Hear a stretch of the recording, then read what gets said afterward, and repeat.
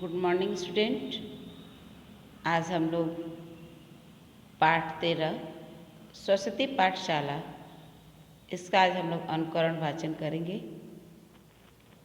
इसमें हमें कहाँ पर पूर्ण विराम है, कहाँ पर कॉमा यानी कि अल्प विराम है, कहाँ पर डैश यानी कि नियोजक चिन्ह है, इन्वर्टेड कॉमा है, इन सब चीज़ों को हमें ध्यान देना होगा और इसको ध्यान में रखते हुए हमें अपनी रीडिंग को पूरा करना है, यानी कि अपने अनुकरण वाचन को हमको पूरा करना है। आप सबसे पहले इसकी रीडिंग लगाने के लिए हमें मात्राओं का ज्ञान, स को स और श को श उच्चारण यानी कि हमें प्रोनाउंसिएशन उच्चारण पे ध्यान देना होगा। अपने वाणी को लयबद्ध तरीके से यानी कि क्रमबद्ध तरीके से हमें बोलना होगा। जब हम बच्चों कविता पढ़ते हैं तो कविता का जब हम पाठ करते हैं तो वह सस्वर वाचन होता है और वह लयबद्ध तरीके से होता है। लेकिन जब हम अनुकरण वाचन यानी कि गद्य, आज हम लोग गद्य का अनुकरण वाचन करेंगे, इसमें हम अपने क्रमबद्ध तरीके को अपनाते हैं और इसे हम पढ़ना शुरू करते हैं। चलिए आज हम लोग पढ़ते हैं पाठ 13 सरस्वती पाठशाला। इसकी रीडिंग मैं लगाते जा रही हूँ। इसके बाद आप लोग अपने खुद देखोगे और उसे 2 मिनट का ऑडियो बना करके मेरे पर्सनल व्हाट्सएप पर भेजेंगे। चलिए स्टार्ट करते हैं। लेखक अपने प्रारंभिक शिक्षा काल को याद करते हुए हमें ब्रिटिश शासन काल में ले जाते हैं। तब असहयोग आंदोलन के समय स्वदेशी अभियान अपने चरम पर था। लेखक की सरस्वती पाठशाला के शिक्षक और छात्र भी इस आंदोलन से अछूते नहीं रहे। राष्ट्रवादी विचारधारा से ओतप्रोत शिक्षक छात्रों का समग्र विकास कर उनमें राष्ट्रवादी सोच को विकसित करते थे। इसी पाठशाला में एक बार महात्मा गांधी का आगमन हुआ, यानी कि वे उस पाठशाला में आए। झांसी के मोहल्ले बहुत दूर दूर बसे हुए थे। शहर, सीपरी बाजार और सदर। झांसी का मुख्य और सबसे बड़ा मोहल्ला सदर है। किले से लगा हुआ यही पुराना शहर है। इसी में झांसी का सबसे बड़ा बाज़ार है।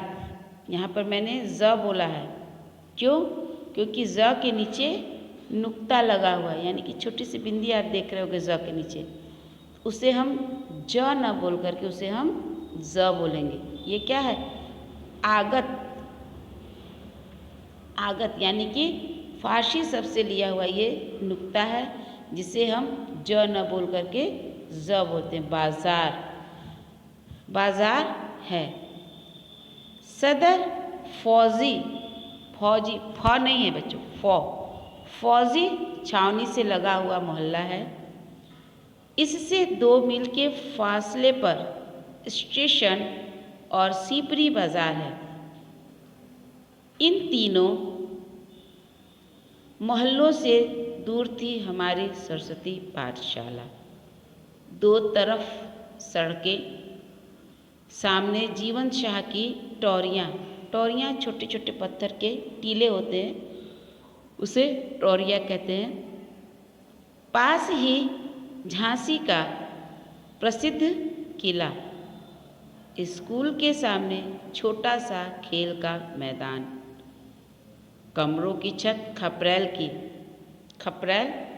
यानी कि मिट्टी से बना हुआ होता है ये खपरेल, और जिस तरह से हम लोगों की छत बनी होती है ना, हम लोग की छत ईंट कंक्रीट से बनी हुई है, सीमेंट से बनी हुई है, उसी तरह से हम लोगों का पहले के ज़माने में जो छत होता था वो खपरेल से बना हुआ होता था। आज भी गांव में किसी किसी के यहाँ देखने को मिल जाता है, सबके यहाँ नहीं मिलेगा, लेकिन किसी किसी के यहाँ कहीं कहीं लोग अब तो शौक से लोग खपरेल की छत को बना रहे हैं।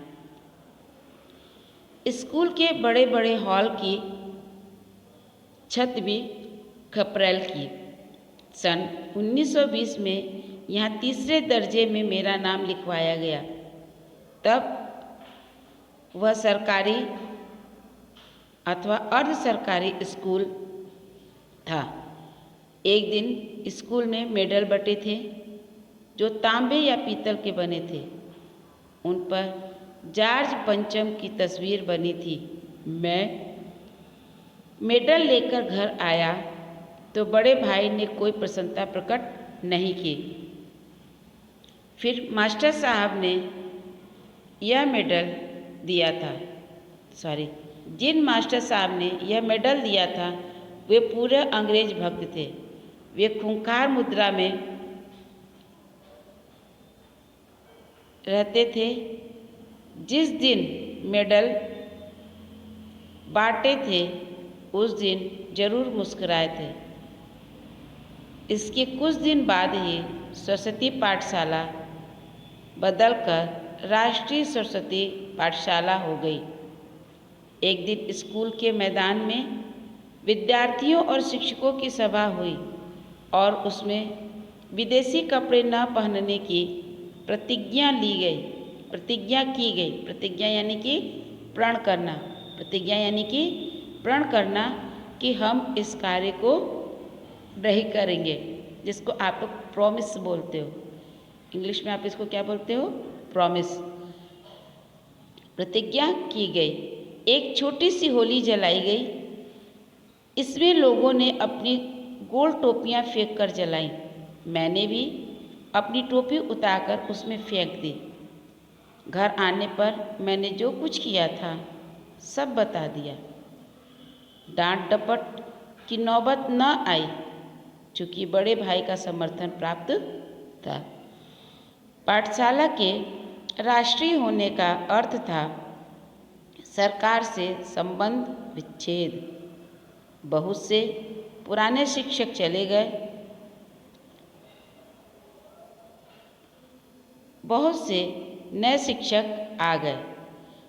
गांधी टोपी पहनने वाले जितने शिक्षक हमारी पाठशाला में थे उतने झांसी क्या 2-4 जिले के कुल जिलों में न रहे होंगे।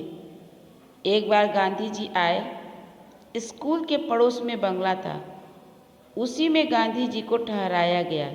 इस बंगले के स्वामी लाला गंगा सहाय थे। इन्हीं के यहाँ मेरे पिताजी मुनीम थे। लाला गंगा सहाय अंग्रेज भक्त ठेकेदार थे। राय बहादुरी का किताब भी उन्हें मिला था। वे सदर में रहते थे। वहीं बहुत से मकान और दुकानें थीं। कई किस्म के धंधे अंग्रेजों के संपर्क में होते थे।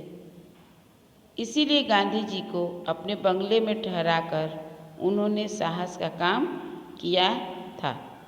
बच्चों, इसका नेक्स्ट पार्ट जो है मैं आप लोगों को नेक्स्ट वीडियो में भेजूंगी। इसका तब तक आप लोग शब्दार्थ याद करते रहेंगे और पीछे से जो आपको वर्क दिया जा रहा है उसे भी आप याद करते रहेंगे। धन्यवाद।